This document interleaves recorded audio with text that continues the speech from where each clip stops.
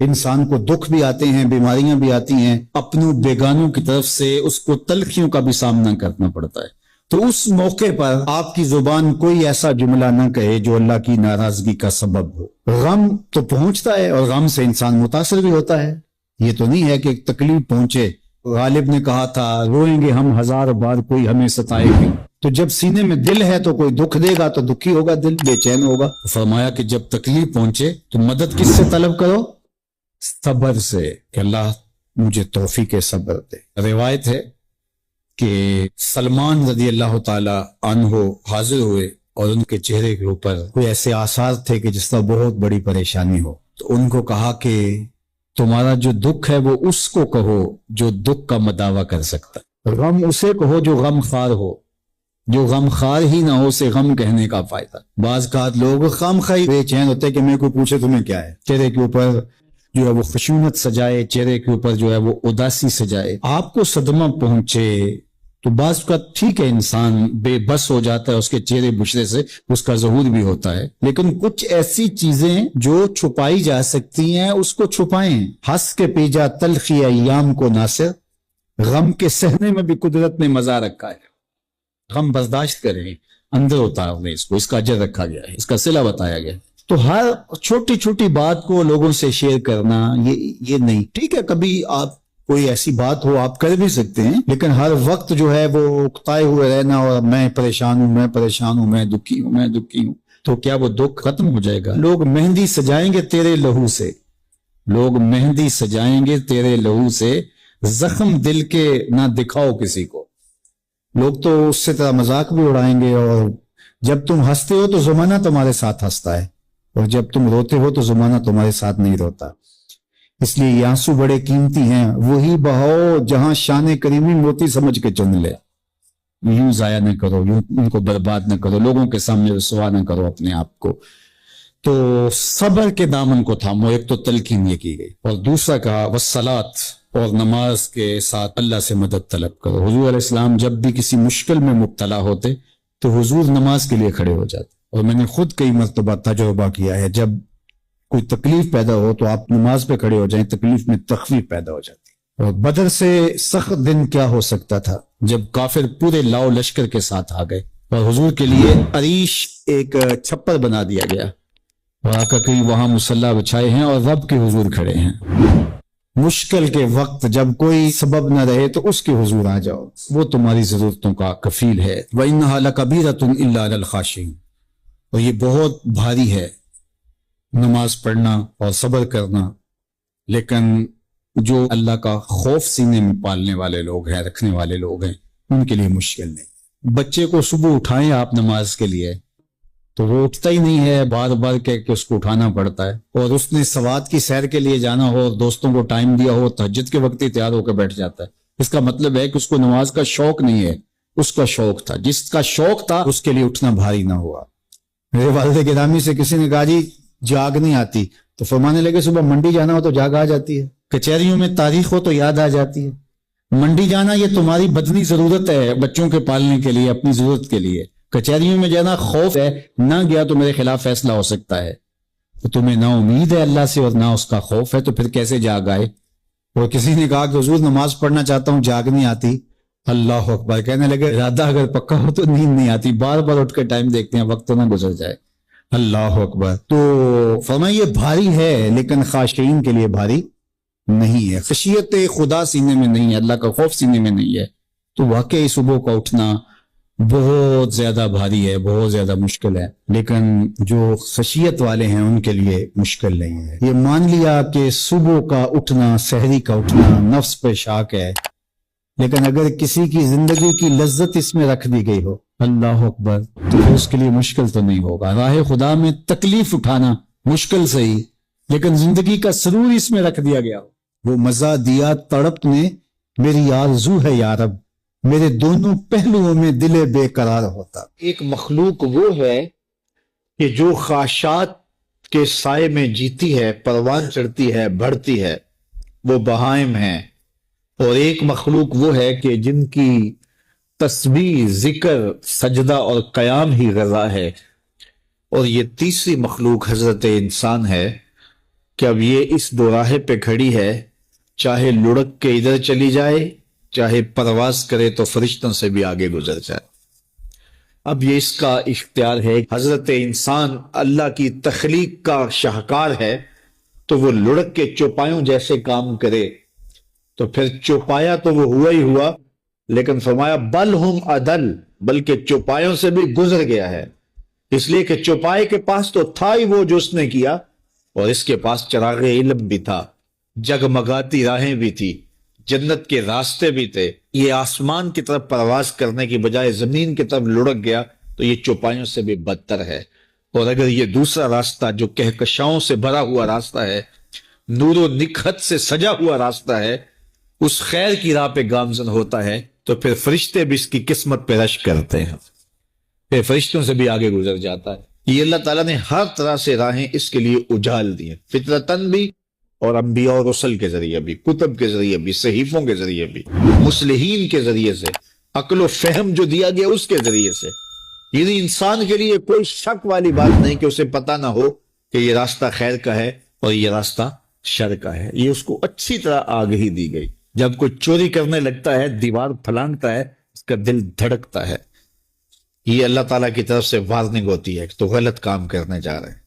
جب کوئی ڈاکہ مارنے لگتا ہے، ناکہ لگا کسی کو روکتا ہے، تو اس کا دل ڈرتا ہے کہ تو جرم کر رہا ہے۔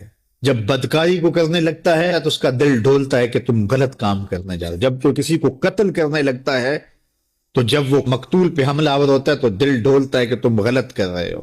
حتیٰ کہ دیوار رکھتے ہوئے ہمسائے کے 2 انچ بھی دبانے لگے تو دل ڈولتا ہے کہ تم غلط کر رہے ہو۔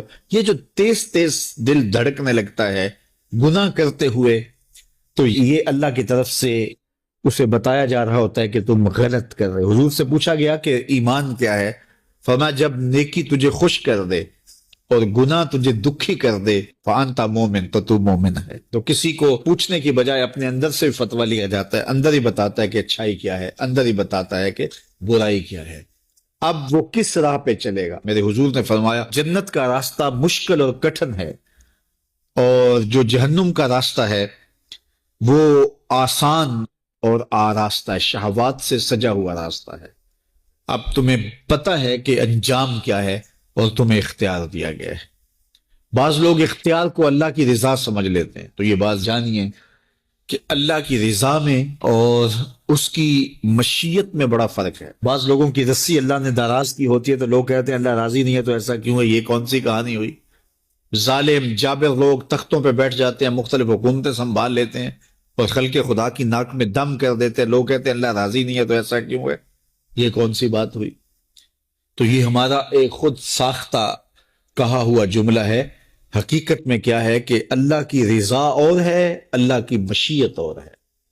یہ اللہ نے ہاتھ دیے ہیں، اللہ کی رضا یہ ہے کہ ان ہاتھوں سے اچھے کام کیے جائیں۔ آنکھیں دی ہیں تو ان آنکھوں سے قرآن مجید کی تلاوت کی جائے، اللہ کی قدرت کی نشانیاں دیکھی جائیں، لیکن ان آنکھوں کو شہوات سے بھر دیا جائے، ان ہاتھوں کو ظلم سے بھر دیا جائے تو اللہ روکتا نہیں ہے۔ ایسا نہیں ہے کہ بندہ گالی دینے لگے تو زبان ٹیڑھی ہو جائے، ایسا نہیں ہے کہ بری نظر سے آنکھوں کی بینائی کمزور ہو جائے، ایسا نہیں ہے تھپڑ مارنے لگے تو ہاتھ رک جائے، ایسا نہیں ہے کہ وہ میخانے کی جانب چلنے لگے تو پاؤں کی انگلیاں ٹیڑھی ہو جائیں، چلا نہ جائے، ایسا نہیں ہے۔ یہ اللہ کی مشیت ہے، اس نے قدموں میں طاقت رکھ دی، جدھر جانا چاہے جائے، اس نے اختیار بھی دیا ہے، لیکن یہ اس کا دیا گیا اختیار ہے، یہ اس کی مشیت ہے، لیکن اس کی رضا یہ ہے کہ یہ قدم اٹھیں تو مسجد کی جانب جائیں، یہ قدم اٹھے تو دکھیے کی مدد کے لیے جائیں، رزق حلال کمانے نکلیں، یہ زبان بولے تو قرآن کی تلاوت کرے، یہ لب کھلیں تو احادیث رسول کے نغمے ہوں، خیر خواہی کے کلمات ہوں، مخلوق خدا کی بہتری کی بات ہو۔ لیکن اگر کوئی گالی گلوچ دینے لگ جائے تو اس سے اللہ کی رضا نہیں۔ اللہ نے اعضاء بنا دیے اور اللہ نے انسان کو خیر و شر کی تمیز دے دی، اچھائی اور برائی کا پتہ دے دیا، اب اس کی مرضی ہے کہ وہ کدھر نکلتا ہے۔ یار جو شخص نابینا ہے اسے کیا پتا کہ یہ پھولوں کی بہاریں کیا ہوتی؟ جو پیدائشی نابینا ہے اسے کیا پتا ہے کہ آسمان پر بزم کواکب کے رنگ کیا ہے؟ اسے تتلی کے پروں میں قدرت کی صنائی کا کیا اندازہ ہو سکتا ہے؟ اسے مور کے پروں میں رنگوں کی مینا کاری کا کیا اندازہ ہو سکتا ہے؟ اسے پھوٹتے جھرنوں، بہتی ندیوں اور کوسے قضا کی رنگینی اور دھنک کی شوخیوں کا لطف کیسے نصیب ہو سکتا ہے؟ اس کو کیا پتا حسن کیا ہوتا ہے، اس کو کیا پتا جمال کیا ہوتا ہے۔ اسی طرح جس کے دل کی آنکھ اندھی ہے اسے کیا پتا ہے کہ جمال خدا کیا ہوتا ہے، اسے کیا پتا ہے کہ سجدے کی لذت کیا ہوتی ہے، اسے کیا پتا ہے رکوع اور قیام کا مزہ کیا ہوتا ہے، اسے کیا پتا ہے کہ روزے کا سرور کیا ہوتا ہے۔ تو اگر ہم اپنے دل کے میل اتاریں گے تو دل کی آنکھیں کھلیں گی، تو پھر زندگی کا لطف آنا شروع ہوگا، پھر پتا چلے گا اسلام کیا ہے، پھر پتا چلے گا دین کیا ہے۔ اللہ اکبر۔ اسی لیے قرآن نے کہا من کان فی ہذہ اعمی فہو فی الآخرۃ اعمی واضل سبیلا، جو دنیا میں اندھا رہا کل قیامت کے دن بھی نابینا اٹھایا جائے۔ اس سے ان آنکھوں کی بے نوری مراد نہیں ہے، دل کی بے نوری مراد ہے۔ اقبال نے کہا تھا دل بینا بھی کر طلب خدا سے، کہ آنکھ کا نور دل کا نور نہیں، آنکھ کا نور اور ہے دل کا نور اور ہے۔ تو جس طرح آنکھ بے نور ہو جائے، آنکھ پر دھن، جالا، ککرے اور سفید اور کالا موتیا اتر آئے، تو ہم سب کچھ بیچ کر کے بھی آنکھوں کا نور خریدنے کی کوشش کرتے ہیں۔ تو یار کبھی اجڑے ہوئے دل کا بھی تو علاج کرواؤ۔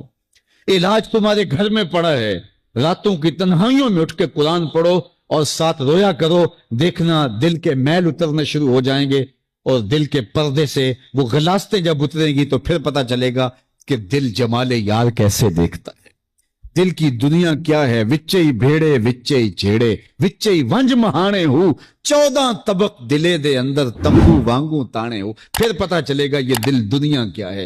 پھر اس کی تڑپ، اس کی بے چینی، اس کا اضطراب زندگی کا حاصل بن جائے گا۔ پھر زندگی کی بے چینی اور دل کی بے چینی اور دل کا محبوب کی یاد میں تڑپنا تمہیں سرور دے گا۔ پھر تم ایک ایک عضو میں دل مانگو گے۔ وہ مزہ دیا تڑپ نے میری آرزو ہے یا رب، وہ مزہ دیا تڑپ نے میری آرزو ہے یا رب، میرے دونوں پہلوؤں میں دل بے قرار ہوتا۔ پھر سمجھ آئے گی کہ یہ دل کتنی قیمتی شے ہے۔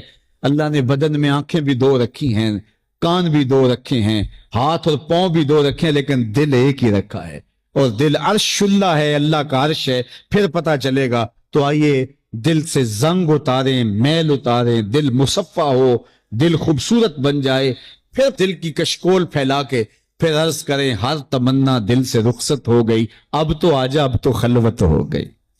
لیکن یہ میل کچیل سے ہٹا ہوا ہوگا تو گندی جگہوں پہ محبوب تو نہیں آتے۔ تو حسد، حقد، کینے، بغض، نفرتیں یہ ہم پالے رکھتے ہیں، اپنی زندگی کو ہم نے خود بوجھل بنایا ہوا ہے۔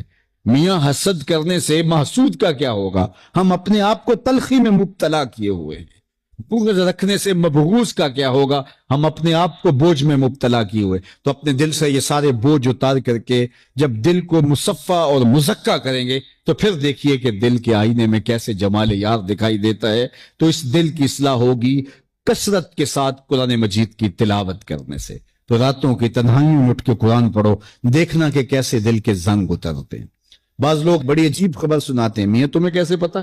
وہ کہتا ہے میں رات اچانک نیند نہیں آ رہی تھی تو ایک چینل کھولا تو اس میں یہ خبر چل رہی تھی، تو میں نے کہا تجھے نیند نہیں آ رہی تھی، تو نے چینل کھولا، کاش تو قرآن کھول کے بیٹھ جاتا، تجھے وہ دکھائی دیتا کہ تیرا اندر تیرا باہر روشن ہو جاتا۔